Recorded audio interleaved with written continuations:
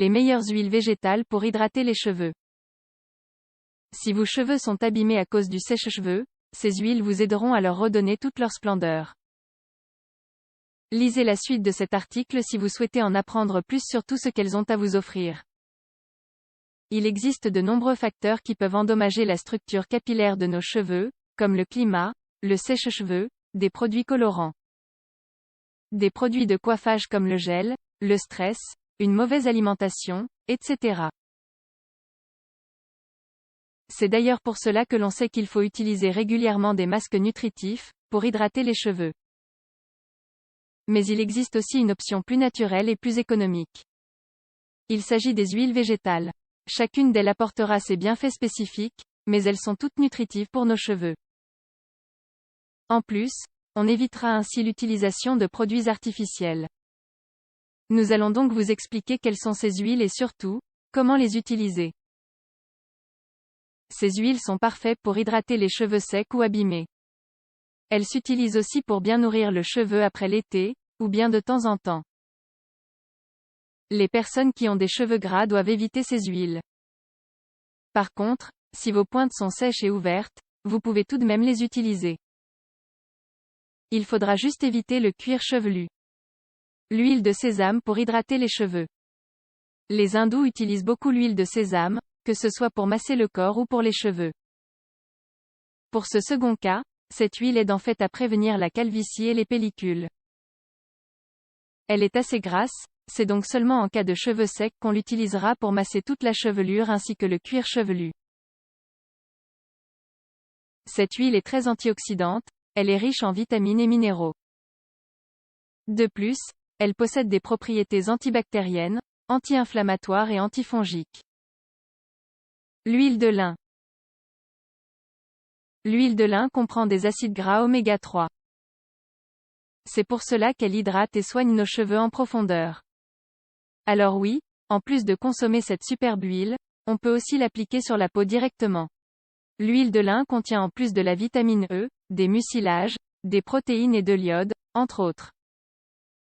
Sa texture n'est pas trop grasse non plus. On peut donc l'appliquer sur tous les types de cheveux. Nous recommandons cette huile en particulier pour les pointes, car ces dernières ont tendance à s'abîmer et à s'ouvrir. L'huile d'amande. L'huile d'amande est l'une des huiles les plus connues et utilisées. Pourquoi? Parce qu'elle fait partie des moins chères, et en plus, elle n'a pas moins de propriétés qu'une autre. Elle est idéale pour hydrater les cheveux secs et cassants. Elle permet de donner de la douceur aux cheveux. En plus, elle aide à discipliner les cheveux électriques et volumineux. L'huile de neem pour hydrater les cheveux. Cette huile n'est pas aussi connue que celle citée précédemment. Pourtant, elle a des propriétés très puissantes pour la santé de nos cheveux. Cet arbre d'origine indienne est traditionnellement utilisé dans la médecine ayurvédique, et ce avec beaucoup de succès. On retrouve de plus en plus cette huile dans les magasins de produits naturels et chez les herboristes.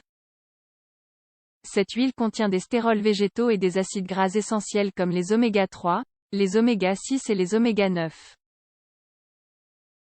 Elle contient aussi de l'azadirachtin, un limonoïde qui est particulièrement bénéfique en tant que bactéricide. Le neem nous aide à hydrater les cheveux secs, et à lutter contre les démangeaisons, les pellicules. Le psoriasis, la chute des cheveux, les poux, etc. L'huile de coco. L'huile de coco vierge a un délicieux arôme ainsi qu'une texture très délicate. C'est le secret de beaucoup de femmes indiennes pour garder des cheveux sains et beaux.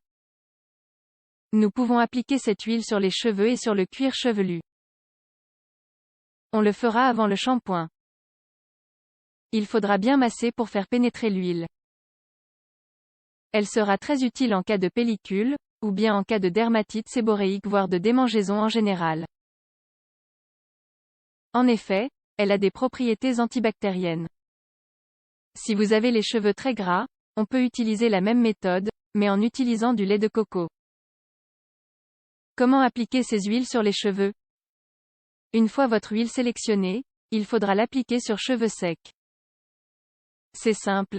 Il suffit de partir de la moitié des cheveux pour aller jusqu'aux pointes.